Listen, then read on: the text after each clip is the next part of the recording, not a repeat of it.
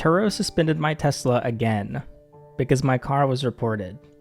Not by a guest, but by you, the viewers. It is a failure, unfortunately. Oh, really? Okay, it failed inspection. This clip made its way to Turo support, suggesting I need to be suspended from the platform, and they actually listened. Now, this is a common YouTube experience. Ian on YouTube was fired from 7-Eleven for recording himself on the job, and hiding in my room was banned from Amazon Flex for letting his mom deliver packages to customers' doors while he stayed in the car. Chris Singh was also recently suspended from Amazon over YouTube.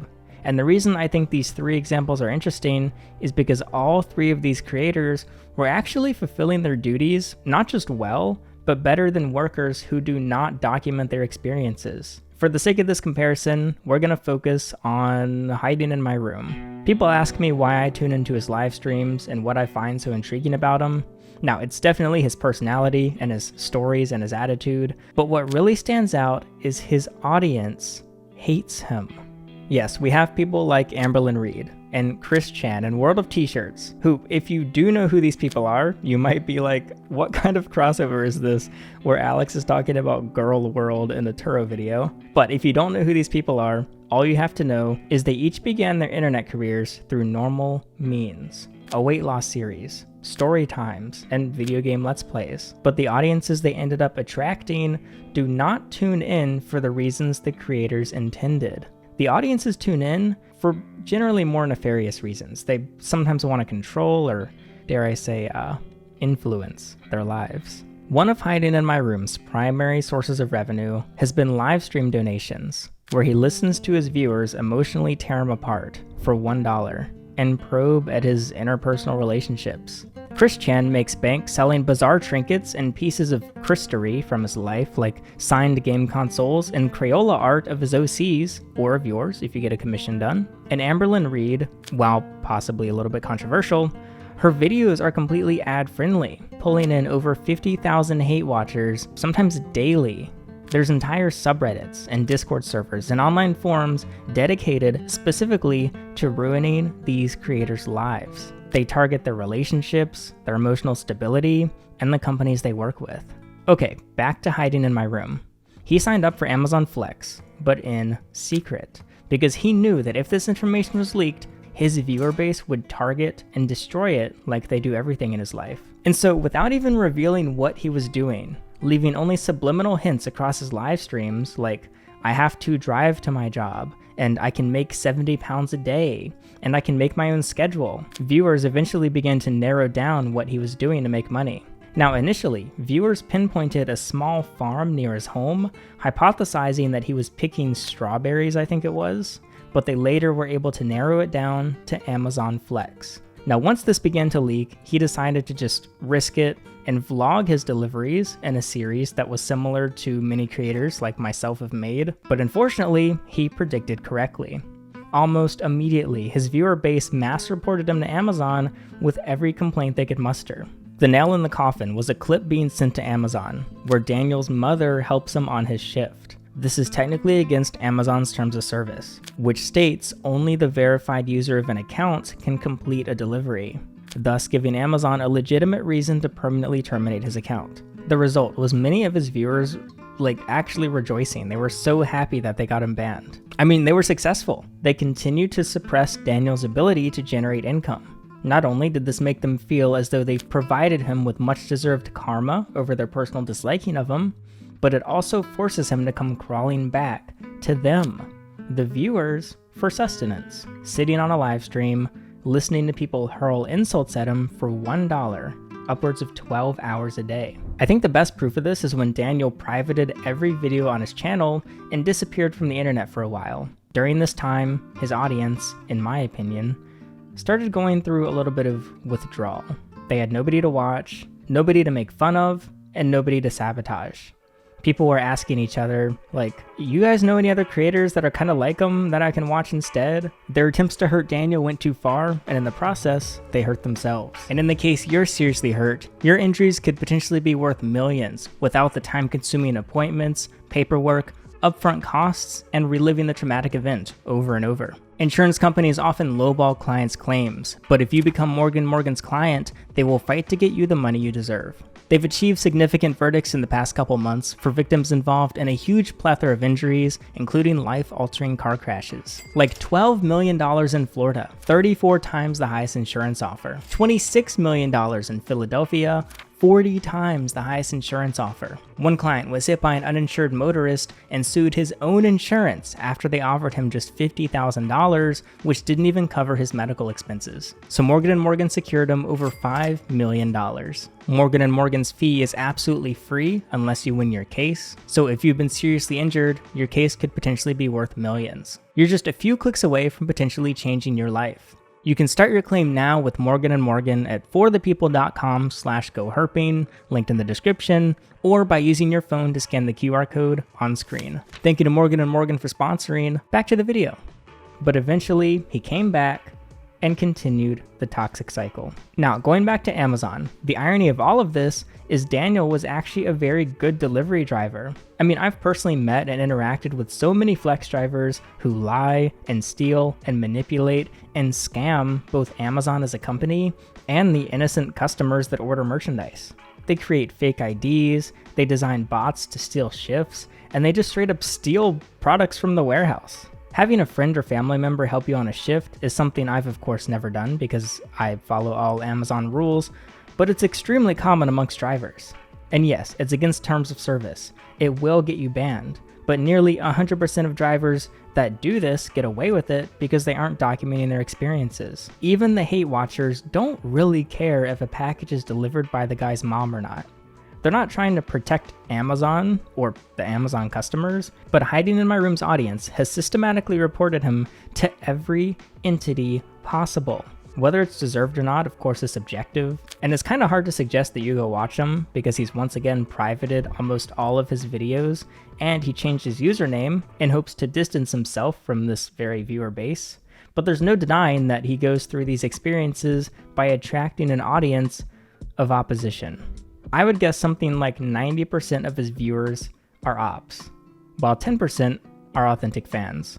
Now, I don't have it even remotely this bad, and I got this concept of your audience being your biggest ops from my Discord, but I'm not a fucking lolcow, okay? I keep getting accused of it, but I'm putting my foot down right now, and I'm saying, nuh-uh, no I'm not. I ain't no lolcow, okay? I think for me, it's probably flipped the other way around. 90% of my viewers, 90% of you are watching because you actually don't hate my content. You actually like it. You actually like herp content. Well, maybe 10%, maybe, probably less, maybe 5% are here watching to see me fail. But with that said, I've been feeling the impact of it. This year alone, my audience has been reporting me to not just Turo, but to my sponsors, my insurance companies, my banks, and my police departments. Imagine calling the cops and trying to explain go herping, and he's like, what? Herpes? You're talking to police. Do you need to be redirected to medical? Now, to break this down further, when viewers didn't appreciate how I handled my ex-tenants, some of them submitted reports to the companies that sponsored those videos, saying that they're working with a, quote, slumlord or bad person and that they shouldn't sponsor me again. And again, when I bought this new Tesla, viewers reported me to sponsors over my bad decisions. It sounds ridiculous, but viewers began contacting my insurance agents suggesting I should be dropped as a client, focusing their report on the fact that I'm using my personal insurance for commercial uses like Turo or gig apps like Amazon and Uber. Now, call me crazy, but I suspect the viewers aren't submitting reports because they love insurance companies and want to do their part in protecting the bottom line of Berkshire Hathaway's subsidiaries. They just see it as a form of sabotage. Of course, the enemy of my enemy is my friend. And again, people went after my home insurance for renting out rooms to tenants, to Carvana for renting my Tesla out on Turo, which, because I financed through Carvana, may violate the financing agreement, so they were hoping that my car would get repossessed. I've also been reported to Uber and Amazon and DoorDash and Instagram and Discord, and rarely do I feel the effect. But in the times I do, I just deal with it behind the scenes. Companies do reach out to me and they're like, hey, we got this report from a YouTube viewer. And I'm like, oh God, here we go.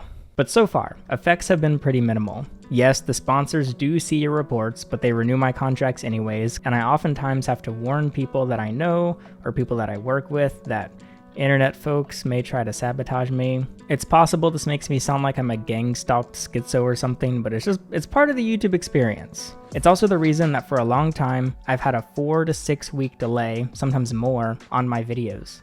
For example, my last Turo Tesla was crashed well over a month before I ever said anything about it on YouTube. My tenants, when things started going crazy, that happened months before I told the stories about it. I was posting those videos knowing the outcome already. Now, this proved itself as valuable in a time that I screwed up, and I was posting videos in real time. That was my first roommate saga, where the comments are why the series ended. If I had a delay, that series likely would have been a lot longer than it actually was. And so I implemented this with my last Turo Tesla because I was worried that viewers may try to sabotage and get my claim dropped or nullified, which could have cost me over $20,000 if it went wrong. So while I was certain I did everything by the books and fulfilled everything I needed to, I just did not see it being worth the risk. If something went wrong and viewers started berating Turo, all while they're handling a $20,000 claim with me. So instead, I waited to upload these videos until after I received the insurance payout and everything was settled. However, having this delay felt inauthentic. So for Turo Tesla 2, my turnaround time, that's a lot of T's, on videos has often been less than 2 days. That means that when you see me do something in a video, you can know that it happened yesterday or the day before. It didn't happen last month or the month before. To me, it's just much more real, and as a YouTube viewer myself, I appreciate it more. It means not only are the series I'm watching up to date, but I, as a viewer, can have an impact on what happens next by leaving comments with suggestions and criticism and questions. But the problem is when this impact starts to leak outside of the YouTube platform. Ironically, if I had implemented the same delay on my Turo videos, I would not be suspended right now. A 4-week delay would mean my car already has new tires, and I would have gotten away with it if it weren't for you meddling kids. The first Tesla series was all about Turo. I would go to sleep wondering, what's Turo gonna be like tomorrow? Will it be profitable? Will I enjoy doing it?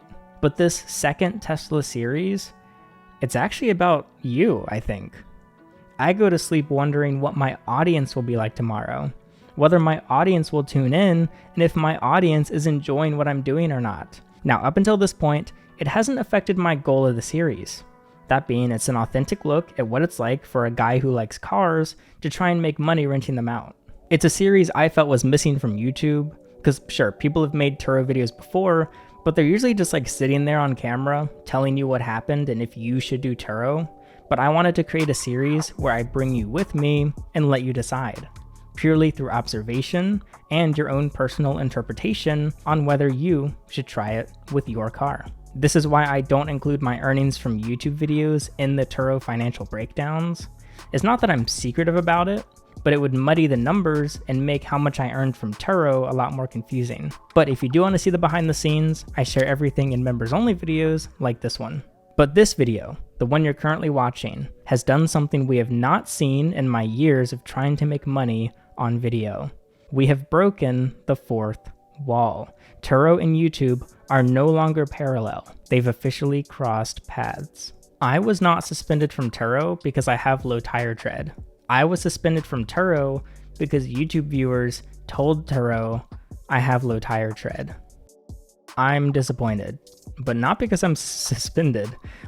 It's not exactly a financial loss for me to be suspended. Okay, yes, I want to get my car back on the platform again, so I can keep trying to make money again, but actually, I make more money when I'm not renting the car out. That's because Turo is a massive net loss with this car. I save money every day this car is not in the hands of a guest. The reason I'm disappointed is because my personal goal in the series, I would say, has been fractured. It's no longer an authentic docu-series and my endless struggle to become a profitable Turo host. Now it's kind of a series on how to be a Turo host while also creating a series about Turo where the reactions to each episode are kind of more engaging than the videos themselves. I've now created not one, not two, not three, but 4 videos about the videos. In my opinion, that turns this Turo docuseries into a meta docuseries. There are now as many self-referential videos as there are videos about Turo. And this was unexpected. I truly never know what's next on my own YouTube channel, which makes my day-to-day life a lot more interesting. So hopefully you enjoyed, or not, or hopefully you hated. I don't know. Either way is fine, I guess. I'm gonna just roll with the punches and get this godforsaken vehicle back on Turo again, I guess. I don't know. But we're gonna find out together. So stay tuned, I guess. Yeah, stay tuned.